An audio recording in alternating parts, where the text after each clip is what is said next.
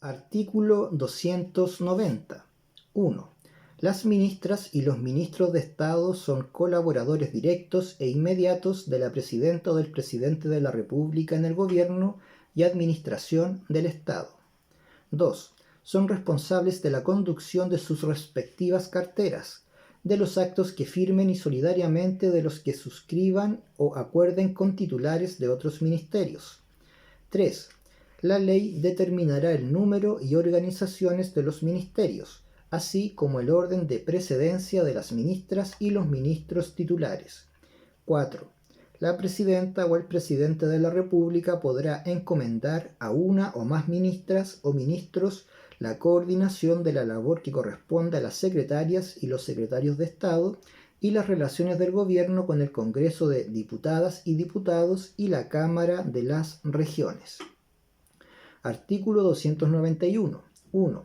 Para ser nombrado ministro o ministra de Estado se requiere ser ciudadano o ciudadana con derecho a sufragio y cumplir con los requisitos generales para el ingreso a la administración pública. 2. Se subrogarán o reemplazarán en caso de ausencia, impedimento, renuncia o cuando por otra causa se produzca la vacancia del cargo de acuerdo con lo que establece la ley. Artículo 292. 1.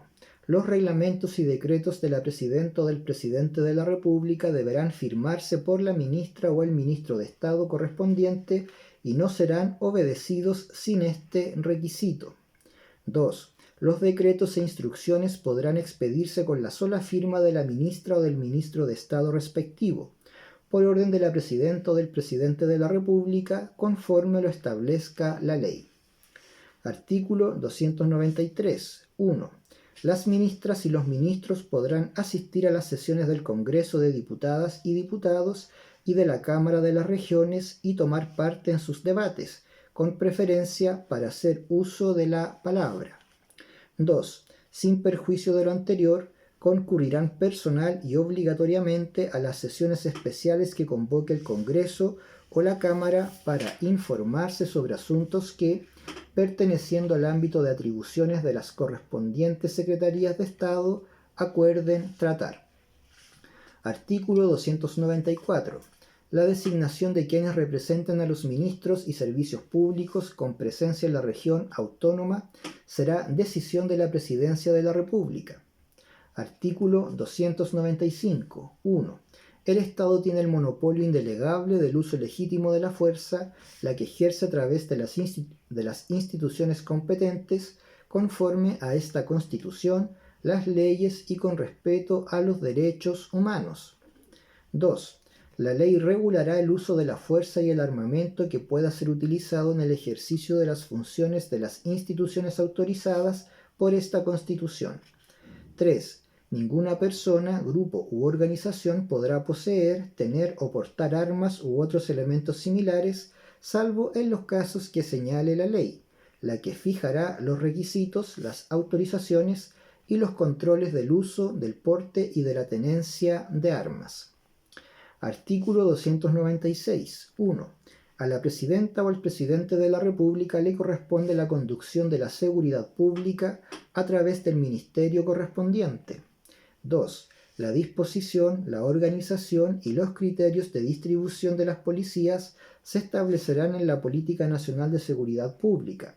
La ley regulará la vigencia, los alcances y los mecanismos de elaboración y aprobación de dicha política, la que deberá comprender la perspectiva de género y de interculturalidad y el pleno respeto al derecho internacional y los derechos fundamentales.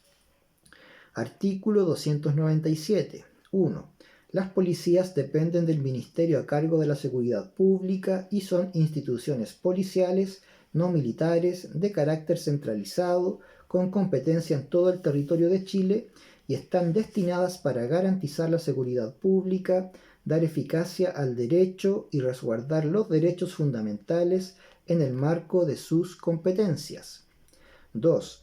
Las policías deberán incorporar la perspectiva de género en el desempeño de sus funciones y promover la paridad en espacios de toma de decisión.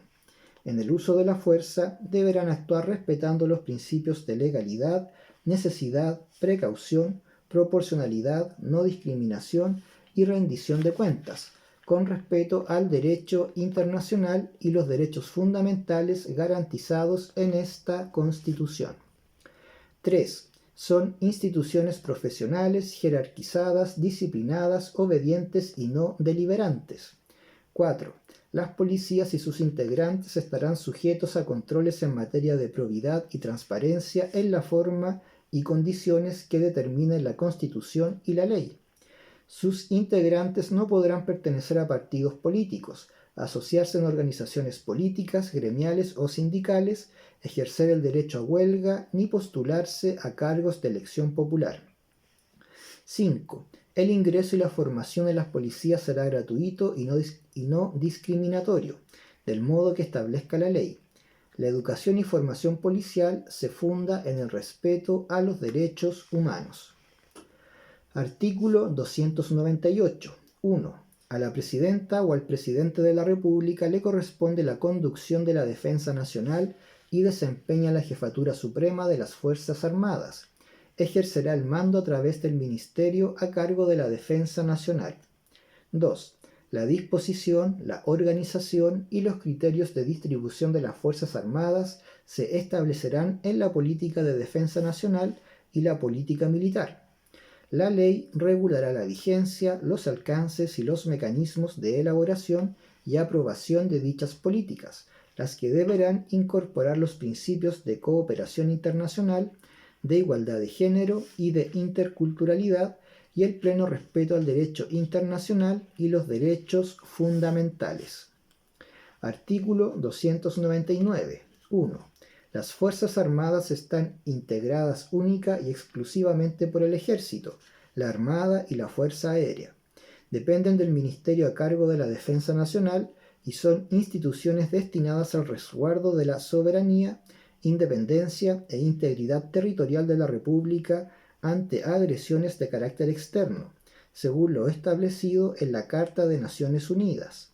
Colaboran con la paz y seguridad internacional conforme a la política de defensa nacional. 2.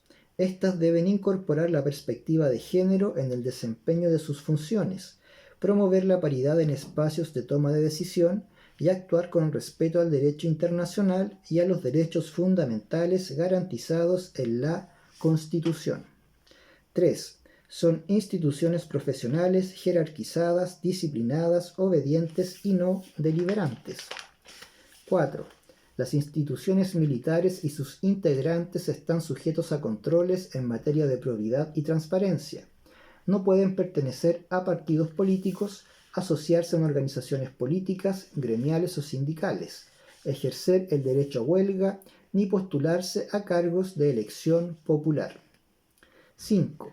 El ingreso y la formación en las Fuerzas Armadas será gratuito y no discriminatorio, en el modo que establezca la ley. La educación militar se funda en el respeto a los derechos humanos. 6.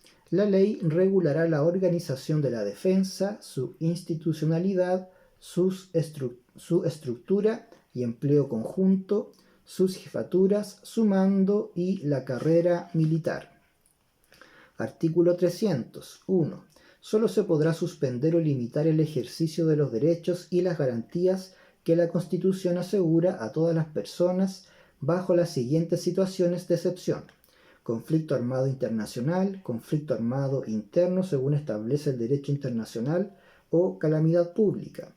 No podrán restringirse o suspenderse sino los derechos y garantías expresamente señalados en la Constitución. 2.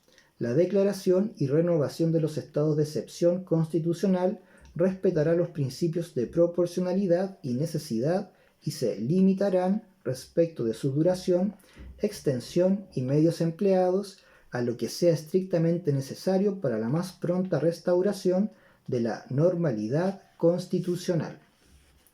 Artículo 301.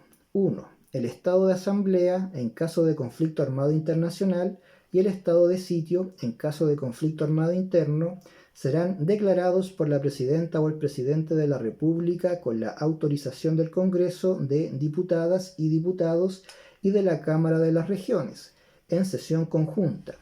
La declaración deberá determinar las zonas afectadas por el estado de excepción correspondiente.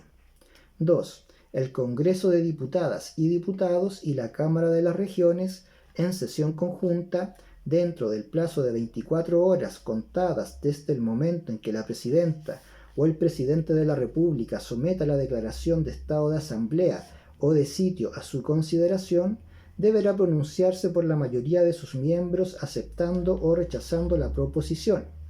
En su solicitud y posterior declaración se deberán especificar los fundamentos que justifiquen la extrema necesidad de la declaración, pudiendo el Congreso y la Cámara solamente introducir modificaciones respecto de su extensión territorial. Si el Congreso y la Cámara no se pronuncian dentro de dicho plazo, serán citados por el solo Ministerio de la Constitución a sesiones especiales diarias, hasta que se pronuncien sobre la declaración. 3.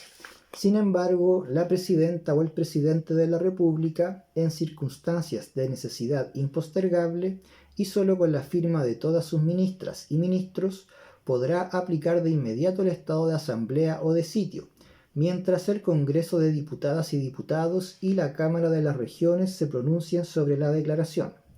En este caso, solo podrá restringirse el ejercicio del derecho de reunión. 4.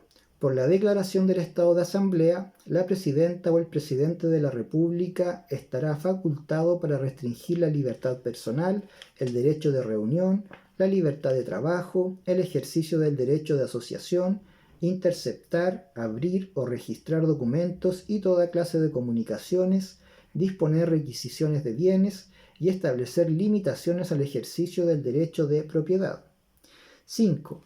La declaración de estado de sitio no podrá extenderse por más de 15 días, sin perjuicio de que la Presidenta o el Presidente de la República solicite su prórroga, para lo cual requerirá el pronunciamiento conforme de 4/7 de las diputadas, los diputados y representantes regionales en ejercicio para la primera prórroga, de 3/5 para la segunda y de 2/3 para la tercera y siguientes. 6. Por la declaración del estado de sitio, la Presidenta o el Presidente de la República podrá restringir la libertad de circulación y el derecho de asociación. Podrá, además, suspender o restringir el ejercicio del derecho de reunión. 7.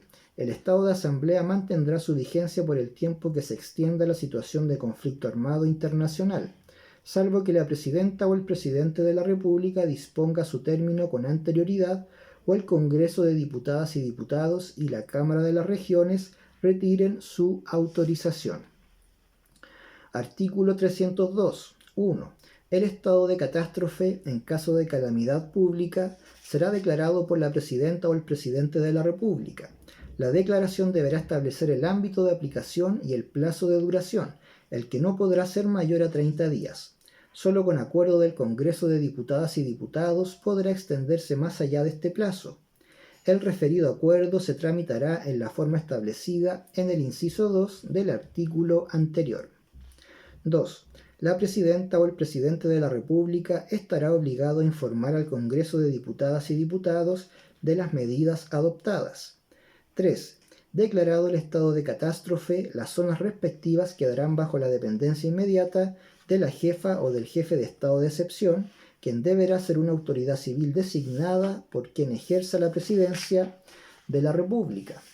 Esta autoridad asumirá la dirección y supervigilancia de aquellas zonas con las atribuciones y deberes que la ley señale.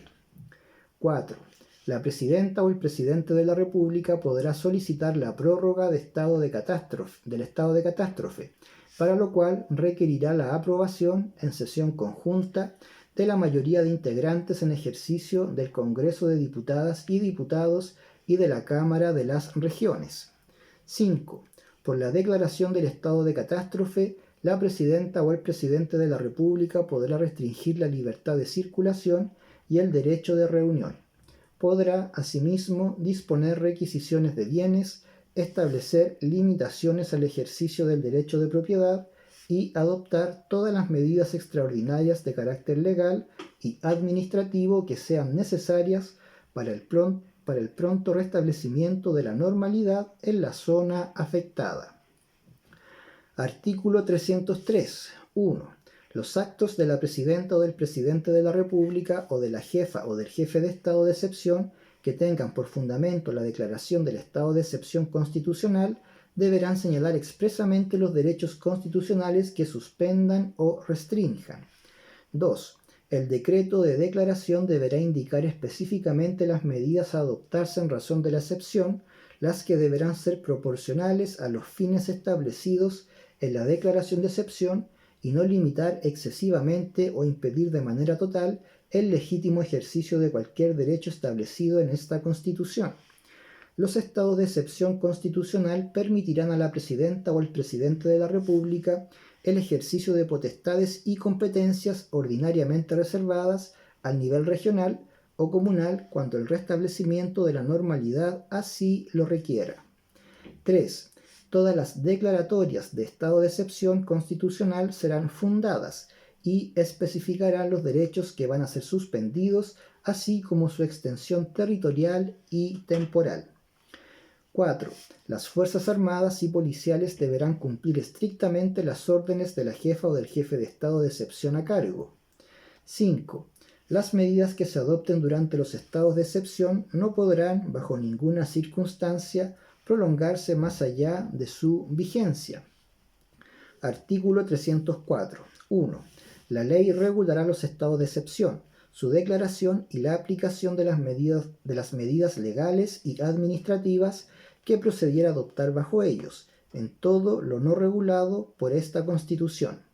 Dicha ley no podrá afectar las competencias y el funcionamiento de los órganos constitucionales, ni los derechos ni las inmunidades de sus respectivos titulares. 2. Asimismo, esta ley regulará el modo en el que la presidenta o el presidente de la República y las autoridades que ésta encomiende rendirán cuenta detallada, veraz y oportuna al Congreso de Diputadas y Diputados de las medidas adoptadas y de los planes para la superación de la situación de excepción, así como de los hechos de gravedad que hubieran surgido con ocasión del estado de excepción constitucional. La omisión de este deber de rendición de cuentas se considerará una infracción a la Constitución. Artículo 305. 1. Una vez declarado el estado de excepción, se constituirá una comisión de fiscalización dependiente del Congreso de Diputadas y Diputados, de composición paritaria y plurinacional, integrada por diputadas y diputados, por representantes regionales y por representantes de la Defensoría del Pueblo, en la forma que establezca la ley. Dicho órgano deberá fiscalizar las medidas adoptadas bajo el estado de excepción, para lo cual emitirá informes periódicos que contengan un análisis de ellas, su proporcionalidad y la observancia de los derechos humanos, y tendrá las demás atribuciones que le encomiende la ley. 2. Los órganos del Estado deben colaborar y aportar todos los antecedentes requeridos por la Comisión para el desempeño de sus funciones. En caso de que tome conocimiento de vulneraciones a lo dispuesto en esta Constitución o la ley, debe efectuar las denuncias pertinentes, las cuales serán remitidas y conocidas por los órganos competentes. La ley regulará su integración y funcionamiento. Artículo 306. Las medidas adoptadas en ejercicio de las facultades conferidas en los estados de excepción constitucional podrán ser objeto de revisión por los tribunales de justicia, tanto en su mérito como en su forma. Las requisiciones que se practiquen darán lugar a indemnizaciones conforme a la ley.